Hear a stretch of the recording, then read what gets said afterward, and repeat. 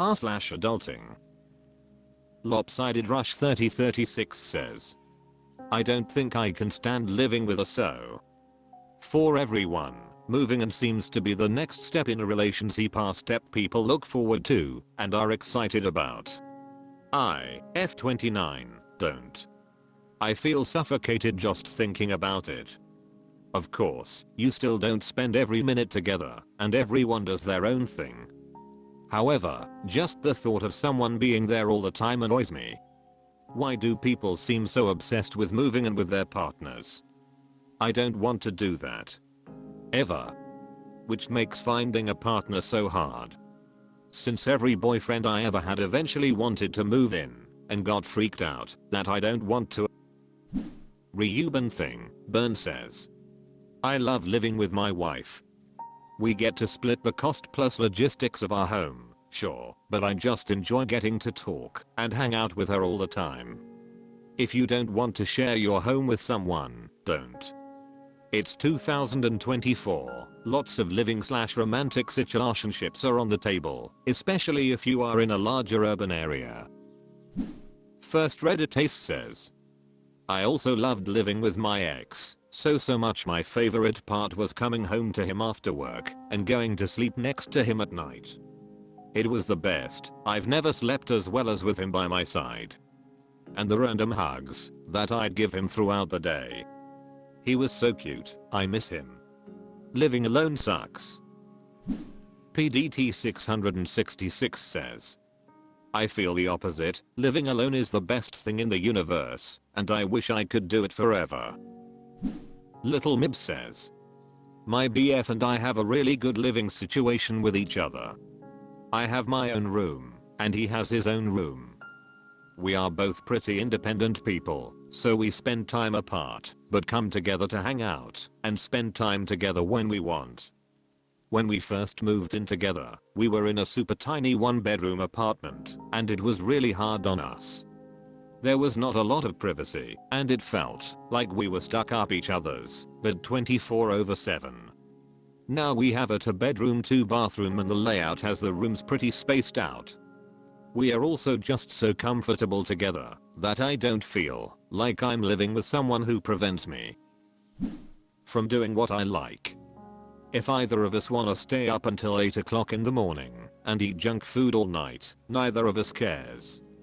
We also communicate if we need space or need attention.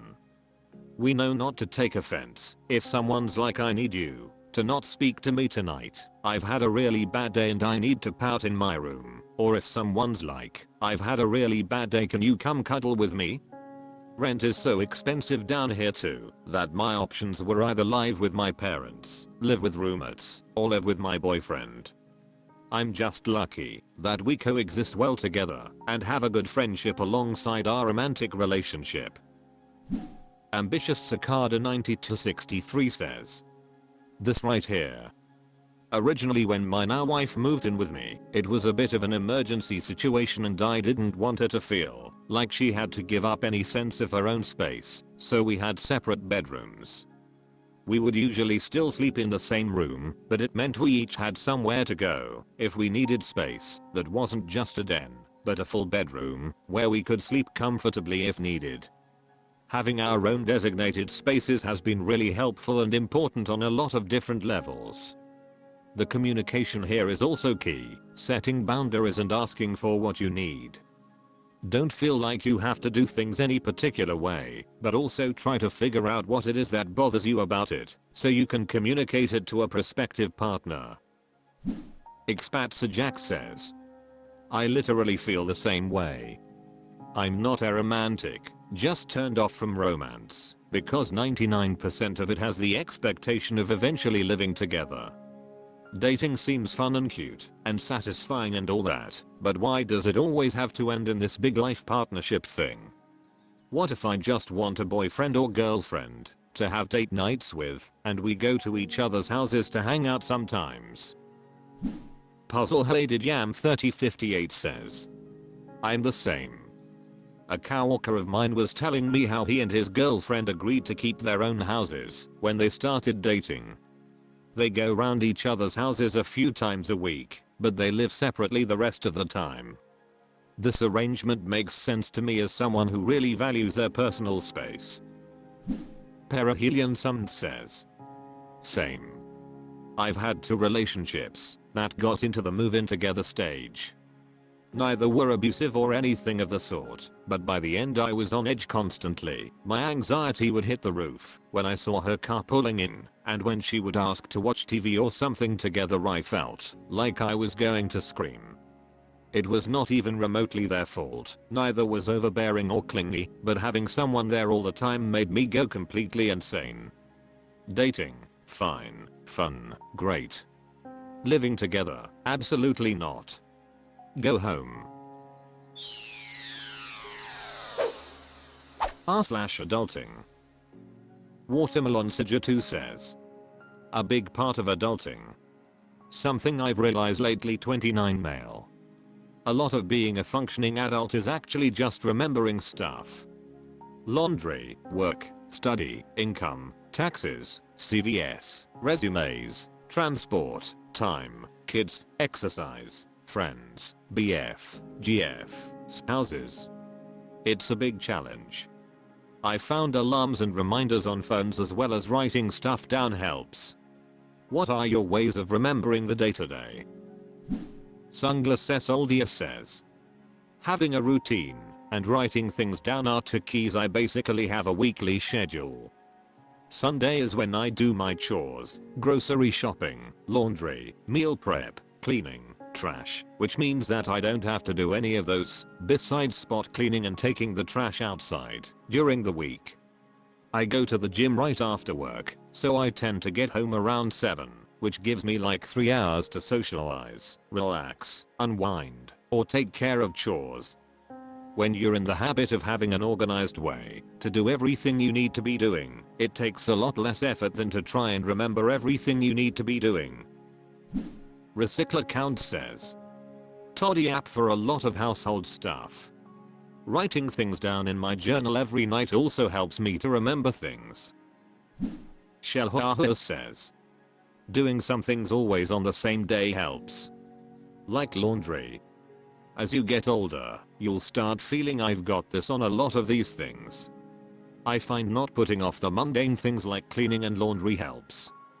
Don't wait until tasks are huge to do them. Less anxiety, less feelings of resentment, and better prepared for the unexpected joys and challenges that crop up. Wolfaverid Resemery says, you're so right, adulting often feels like a juggling act of responsibilities. I find that using a digital calendar to block out time for tasks really helps, along with setting specific reminders for important dates. Lists can be lifesavers, too, whether it's a daily to-do list or a grocery list. Also, establishing routines can make it easier to remember recurring tasks. How about you? What's been working best for you? Kyankfan69 says, I'm mostly WFH, so I'm usually able to squeeze day-to-day things like working out, food shopping, cleaning, laundry, etc. during the work week. No schedule needed there, I do what needs to be done when I have free time. All my bills are on auto pay, including my quarterly taxes. I definitely forget things if I didn't have it set up like this. I'm 39, so I have a little more practice than you. Feel like it gets easier over time, especially since I have a pretty flexible work schedule and I don't have kids. Putreddog8830 says, I don't think it's remembering them all, but to keep a working track and automate stuff as much as possible. Zoriine says, I'm 30 and have a forgetful husband, so a big thing for me is not only routine but calendars. Writing things down is huge one of me. I use my phone calendar, but also write it on the calendar at home. You'll find your groove and what works for you. Sephiroth says, you are basically referring to mental load. I'm a 36-year-old stay-at-home dad, so everything at home is my responsibility. I have 3 words for you: routine, routine, routine. Everything else, just wing it and don't sweat the small stuff. Chaotic Frugal says, It is hard and the requirements of adulthood are always changing. I follow behavior change therapist. She has a literal PhD in behavior change, and she talks a lot about structure, like routines, systems, skills, and support. Routines and systems take away the burden of constant decision making. When do I do my laundry? Where do I start when cleaning my flat? Etc. I have found that as I got older, I'm 43, I naturally started developing more routines and systems, but as I've been more intentional about it, things have gotten exponentially easier. So yes to everyone that said routines. LT256 says, it's doable for a while, but when you get to be in a working parent household you eventually drop a few things and need to be kind to yourself. On top of all our normal daily work and personal business, my kids each have 9 teachers and 3 after school activities, which we get updates about in 4 different apps, plus there are so many school conferences, open houses, eye doctor and orthodontist appointments, etc. If anyone in the family has a chronic disease, the tests and appointments are constant. Even though we are pretty on top of the pre-scheduled stuff, every few weeks there is a surprise someone gets sick or a pipe leaks or a car breaks. I'm a highly organized type of person. I have a great spouse and automate as much as I can. But it's so much it's impossible to keep up all of it all of the time. Finding joy in a life of constant bureaucratic tasks and logistics definitely requires letting a few things go late, asking for help, and turning off the calendar reminders once in a while.